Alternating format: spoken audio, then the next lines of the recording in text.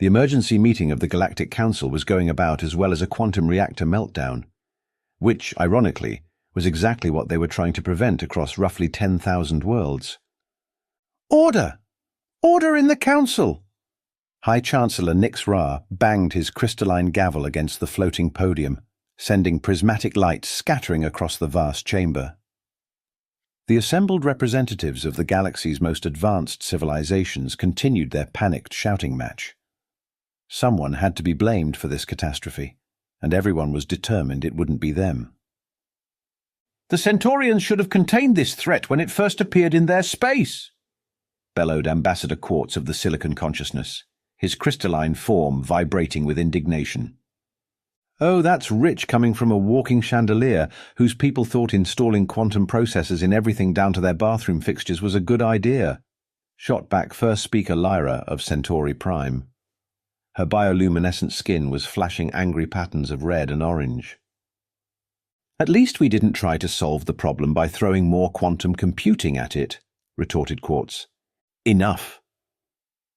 Nix Ra's voice boomed through the chamber, enhanced by technology so advanced it might as well have been magic. The assembled delegates finally fell silent, though the air remained thick with tension. "We face an unprecedented crisis. This entity, whatever it is, has already consumed the quantum matrices of 3 star systems. Every attempt to study or stop it has only made it stronger. Our most advanced weapons and defenses are worse than useless against it." Hollow projections sprang to life above the council chamber, showing the creature in action. It resembled a churning mass of darkness that somehow managed to look both solid and ethereal at the same time. Wherever it passed, advanced technology simply stopped working. Quantum computers, the backbone of galactic civilization, were its favorite snack. "The entity is accelerating its consumption rate," continued Nix Ra, his silver skin dulling with concern. "At current projections, it will reach the core worlds within 3 standard months. We need solutions, not accusations." "What about the primitive worlds?" suggested Ambassador Void, a sentient cloud of plasma contained within an environment suit. "There are several species still using classical computing systems." A wave of dismissive laughter rippled through the chamber. "You cannot be serious," said Quartz. "Those barbaric civilizations barely have interplanetary travel, let alone the capability to handle a crisis of this magnitude." "There's one that might," said Void, their plasma forms swirling thoughtfully. "The Deathworlders from Sol 3, the humans." The chamber erupted in fresh chaos. "The humans?" spluttered first speaker Lyra. "Those violent apes who still use combustion engines and silicon chips. The ones who managed to split the atom and immediately thought, hey, let's make this into a bomb?" "The same humans," replied Void calmly, "who developed spaceflight using math done by hand on paper, who reached their moon using computers less powerful than our food synthesizers, who still maintain hardened, non-quantum systems specifically because they're paranoid about their technology failing." "Absolutely not," declared Quartz. "We cannot entrust the fate of advanced civilizations to a species that still thinks binary code is cutting-edge technology." High Chancellor Nix Ra raised his hand for silence, his expression grim. "The entity has just been detected in the Rigel sector. It consumed 3 quantum mainframes in the time we've been arguing." He paused, letting that sink in. "At this point, I don't care if we have to recruit a species that thinks rocks are high-tech. We need options." No one spoke. The holoprojection showed the dark mass growing larger, spreading like a cancer through the galaxy's most advanced systems. "Contact the humans," Nix Ra ordered, his tone making it clear this wasn't up for debate. "And pray their primitive technology is exactly what we need." The arrival of the Galactic Council's delegation at NASA headquarters went about as smoothly as a cat in a zero-gravity chamber. 3 sleek ships, looking like liquid mercury given form, descended from the clouds, and promptly had their quantum navigation systems crash, forcing them to land using manual controls that hadn't been touched in centuries. NASA Administrator Rebecca Chen watched the aliens stumble out of their ships, trying not to laugh as the supposedly advanced beings struggled with the concept of Earth's gravity. "Welcome to Earth," she said, maintaining her professional composure. Though I have to ask, why didn't you just contact us through the usual channels? High Chancellor Nixra looked embarrassed, his silver skin taking on a slight pinkish tinge. Our quantum communication network is experiencing difficulties. You mean the same thing eating your quantum computers ate your phone system too? Asked Chen, raising an eyebrow. That is an oversimplification, but essentially correct, admitted First Speaker Lyra, her skin flashing patterns of blue embarrassment. The emergency meeting with Earth's world leaders went even better. By better, meaning several diplomats couldn't contain their laughter when the aliens explained their predicament. Let me get this straight, said President Alvarez of the North American Alliance, wiping tears from her eyes. You've built your entire civilization on quantum technology, without keeping any backup systems, and now there's something out there eating quantum functions for breakfast. The situation is hardly amusing, bristled Ambassador Quartz. This entity threatens the very foundation of advanced civilization. Oh, we know it's serious, replied Prime Minister Tanaka of the Pacific Confederation, grinning. We're laughing because we've been warning about exactly this kind of scenario for decades. You called us paranoid for maintaining analog systems, said we were primitive for keeping non-quantum communication networks. Who's paranoid now? The gathered human leaders sobered up quickly enough when shown the footage of entire star systems going dark. But their response wasn't the panic the aliens expected. Finally, exclaimed Dr. Maya Patel, head of Earth's Science Council. A problem that can't be solved by throwing more computing power at it. Time to do things the old-fashioned way, with duct tape, WD-40, and good old-fashioned human ingenuity. The aliens exchanged worried glances. They'd expected begging, bargaining, or denial.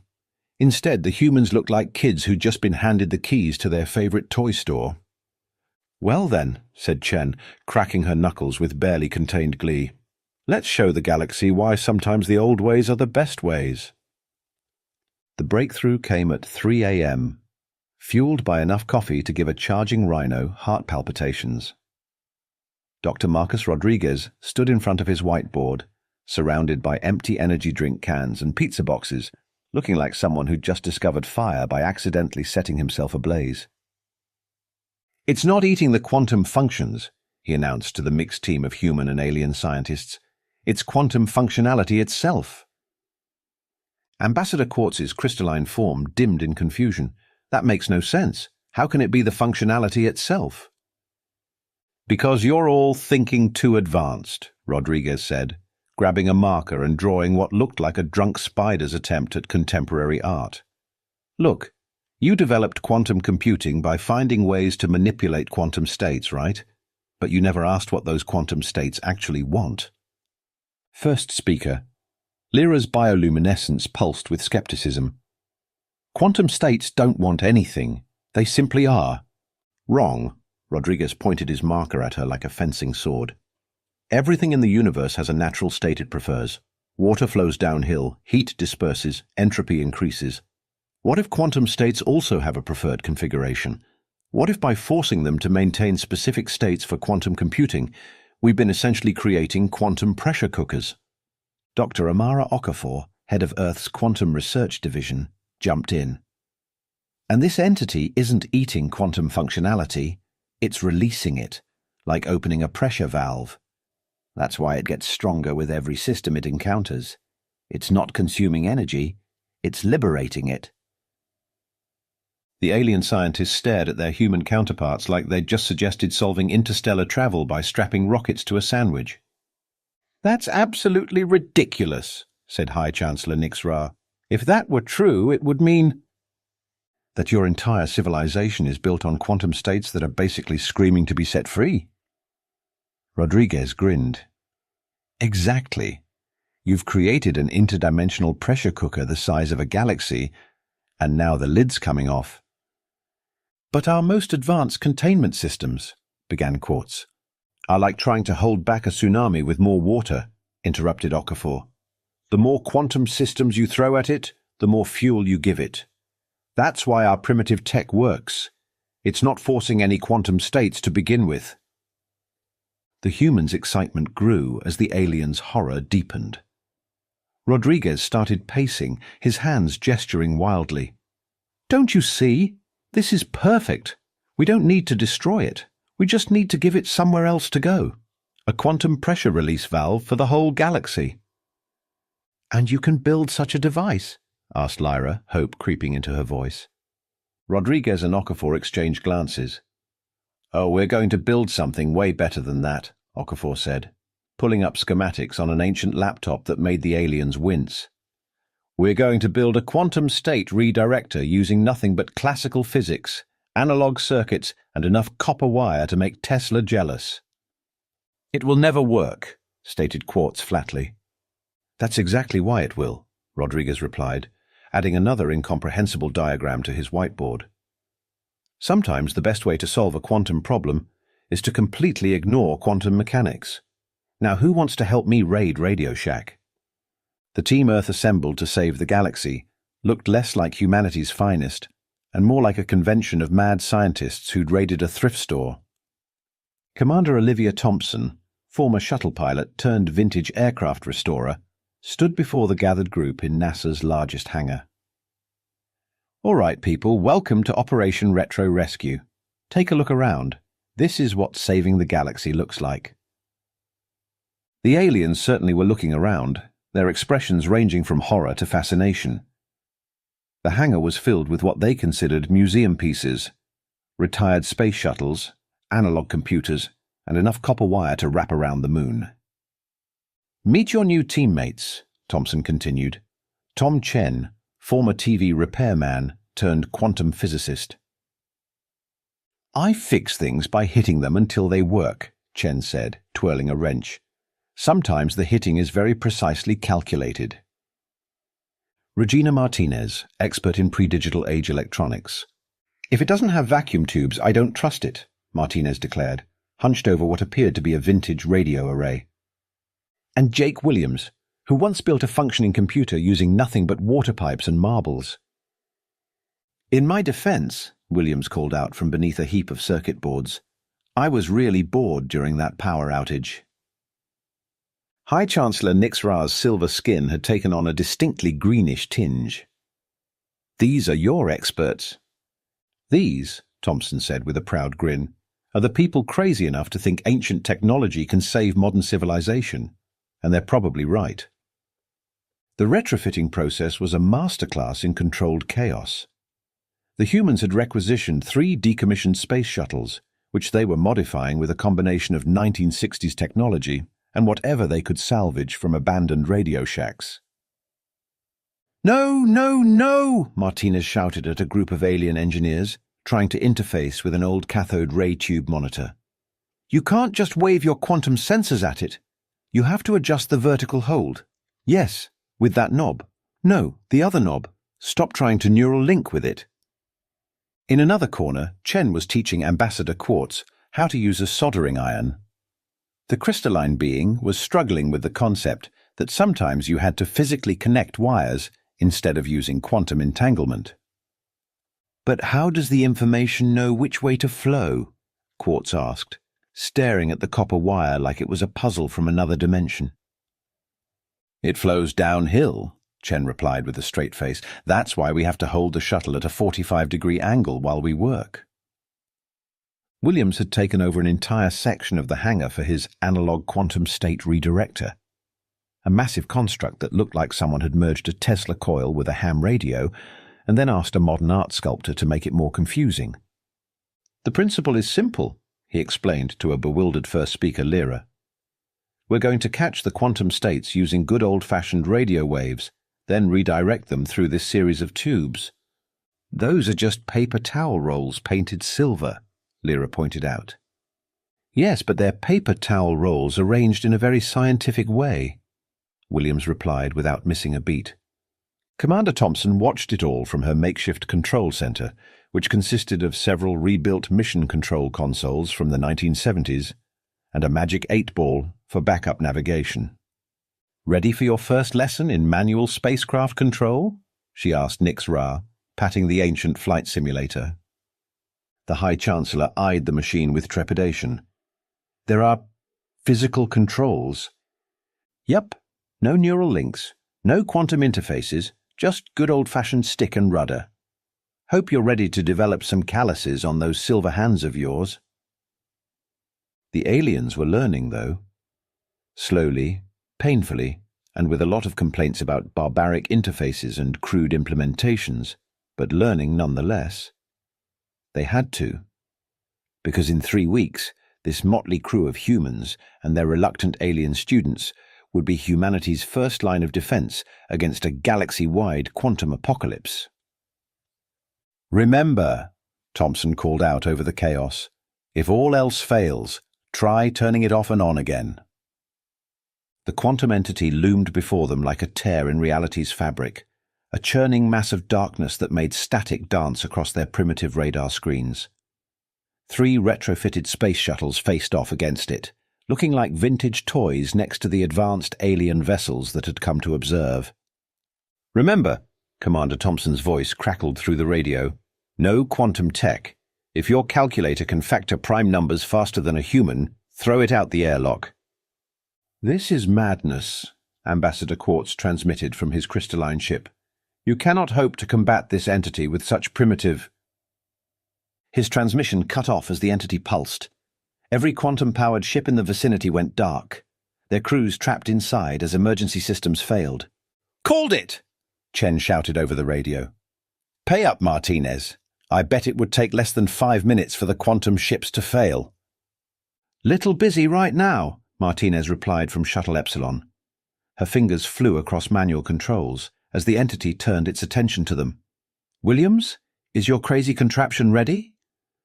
"Define ready," Williams answered from Shuttle Gamma, adjusting something that looked suspiciously like a modified satellite dish wrapped in Christmas lights. "Because if you mean tested and proven safe, then no. If you mean probably won't blow up, then also no. But if you mean might work or might turn us into quantum pretzels, then we're golden." The entity surged forward. The shuttles scattered, maneuvering with all the grace of brick-throwing contest. But they moved, which was more than could be said for the disabled alien fleet. "Plan B," Thompson ordered, her shuttle Delta executing a turn that would have made a flight instructor cry. "Chen, hit the music." Through every working speaker, radio and communication device in range, the opening notes of "Never Gonna Give You Up" began to play.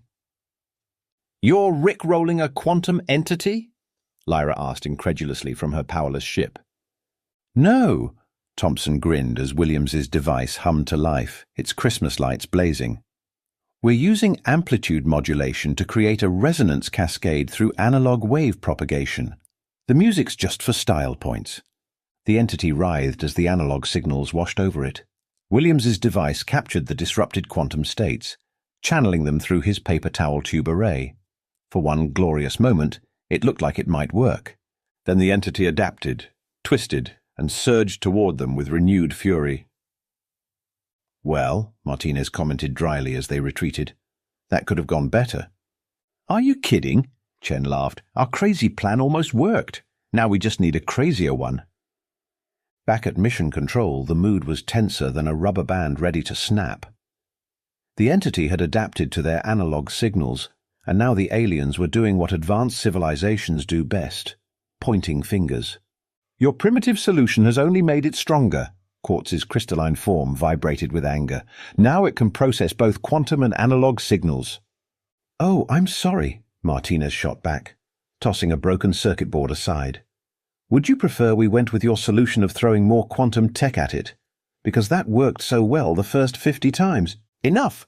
Commander Thompson slammed her coffee mug down. "Unless your next words are a solution, save the blame game for after we save the galaxy."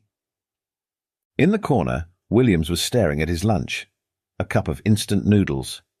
He hadn't moved for 10 minutes.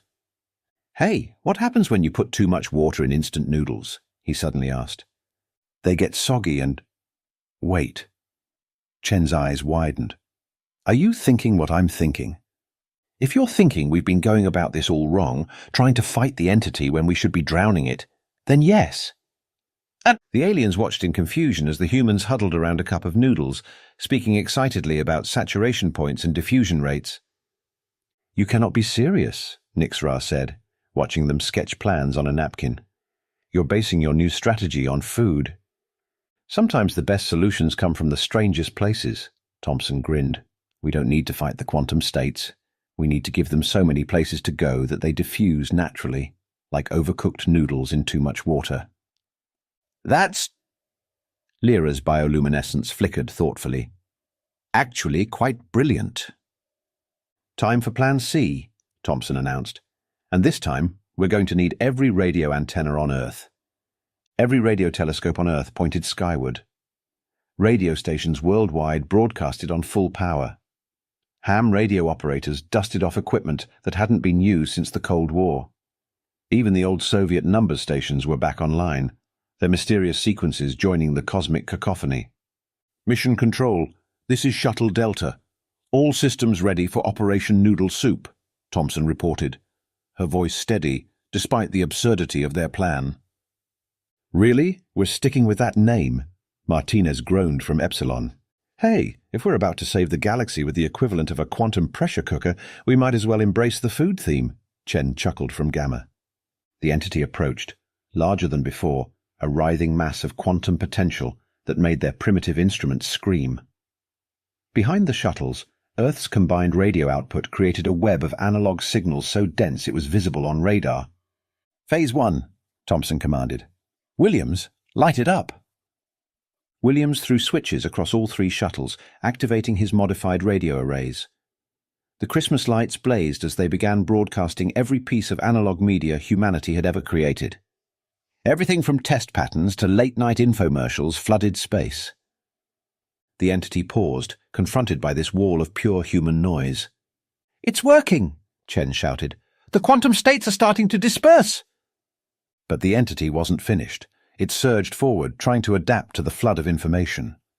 Warning lights flashed across all three shuttles. "Phase 2, Thompson ordered. "Martinez, now!" Martinez activated her jury-rigged transmitter array, adding something new to the mix. Analog TV static. Lots of it. The kind that used to keep people up at night before digital TV. "Fun fact," she broadcast to the watching alien fleet. "Human brains are hardwired to find patterns in static. We're not just broadcasting noise, we're broadcasting the most annoying noise in human history."